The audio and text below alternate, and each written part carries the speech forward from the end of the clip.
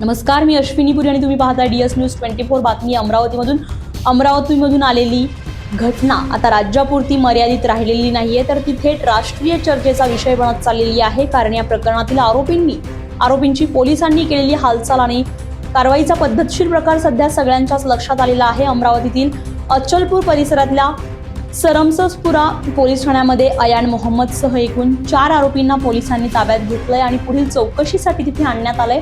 तर या तपासादरम्यान आरोपींना त्यांच्या संबंधित परिसरामध्ये म्हणजेच घटनास्थळाजवळ नेऊन प्रत्यक्ष पाहणी देखील करण्यात आलेली आहे, ज्यामुळे तपास अधिक खोलात नेण्याचा प्रयत्न पोलिसांकडून करण्यात आलेला आहे. सगळ्यात जास्त लक्ष वेधून घेणारी गोष्ट म्हणजे आरोपी अयान मोहम्मदला त्याच्या राहत्या घरी देखील नेण्यात आलं, जिथे पोलिसांनी घटनाक्रमाशी संबंधित माहिती, पुरावे आणि परिस्थिती समजून घेण्यासाठी तपासाची दिशा पुढे नेली. तर या दरम्यान परिसरात नागरिकांची मोठी गर्दी जमली आणि काही काळ वातावरण तणावपूर्ण बनलेलं होतं. पोलीस प्रशासनाकडून या प्रकरणात अजूनही सखोल चौकशी सुरू असून इतर आरोपींची भूमिका नेमकी काय होती, कोणाचा किती सहभाग आहे यावर लक्ष केंद्रित करून तपास पुढे नेला जातोय.